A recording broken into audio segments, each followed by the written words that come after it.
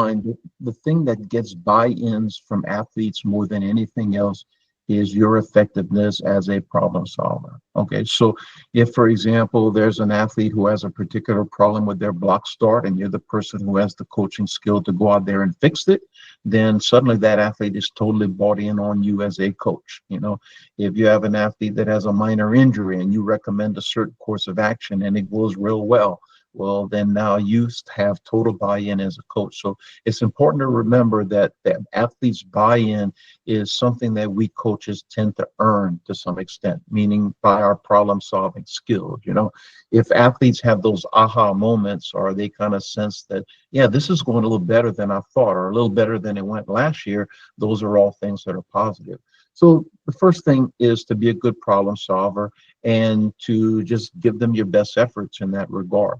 As far as culture is concerned, you kind of need to decide what's important to you. You know, there are some things that are important, there are some things that are not. I was always the kind of coach who really tried to be like really strict about 2 or 3 key things, but the other stuff maybe not so much, you know, because kids are going to be kids and things like that. So ultimately, culture isn't about being overbearing as far as discipline and things like that are concerned, but it's about upholding a couple of standards, a couple of key standards that you think are really important in this regard. You know, I always have thought that rules are kind of dumb because there's almost always a good reason to break a rule sometimes, but standards of behavior are very different than rules, and standards of behavior should never ever be compromised in that regard. So in some way, shape, or form, we're in an individual sport for the most part, and there has to be some rule for individualism, but ultimately understanding what's important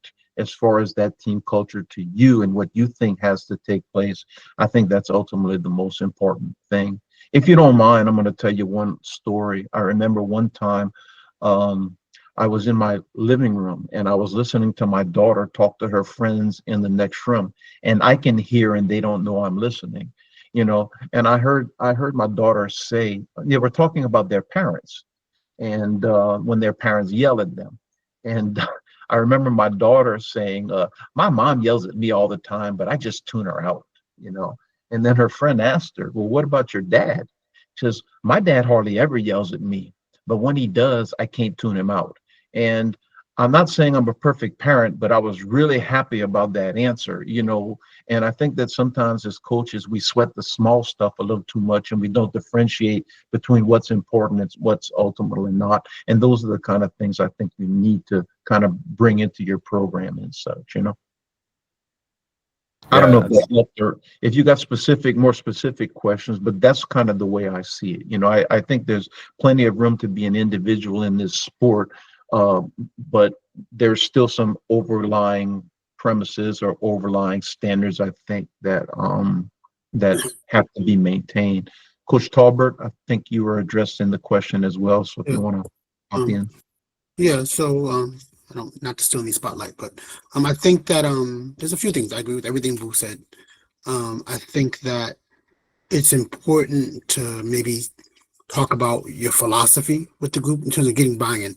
I don't think you're going to get them 100% bought in the get-go when you start anyway, because kids just aren't like that. You know, people want to, it's like they want to see some proof, you know, not like you can establish this is how we're going to operate. This is our philosophy. These are some non-negotiables. You know, you have to be on time or you got to be at practice, whatever it might be that's important to you. What's really important, establish that. And then what's your philosophy? Like, how are we going to carry ourselves? How are we going to compete? How are we gonna, those are things you have to decide. What are some really important things that you're going to hold them accountable for? And then you can Yeah, ask them too. You can ask them too, like, what do they expect from you? It doesn't mean you're going to meet it, but at least hear and get some sense of what they expect from you. What are their things they need from you? And then in terms of establishing culture, I think it's important that you demonstrate like that you're the adult And I don't mean like my way or the highway, but that you're the adult and that you're going to model the standard, you're going to set the standards, you're going to hold people accountable, but you're also going to care and show them love and show them empathy when things are tough. That it's not just do this, do this, do this. It's like there's a reason and philosophy and rationale behind things, and we're going to do things a certain way. I think that starts to set up culture and belief and buy-in. But the 100% buy-in is not going to happen right away. I don't know if you ever even get to 100%. I've never had it. I've had the 90s, but never 100. One of the best coaches I know is a guy named David Anderson, and he used to talk about the rubber band theory. And I said, what's the rubber band theory? And he said, well, the coach is like a horse, and the athlete's like a wagon that the horse is going to pull. And the attachment between the horse and the wagon is like a rubber band. So a coach just starts walking, walking, walking, walking, and pulling and pulling and pulling, but that athlete doesn't come right away.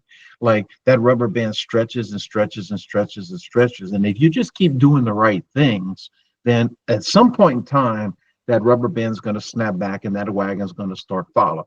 And that is very important. I just learned many years ago that it's never going to be important to them until they understand that it's really important to you. So even when you don't get the degree of buy-in that you want, it's a frustrating thing, but it's key to continue to send the same messages, if that makes sense. Yeah, absolutely. Thank you both. Yeah, just remember Anderson's rubber band theory. It made high school kids understandable to me at one point in my career.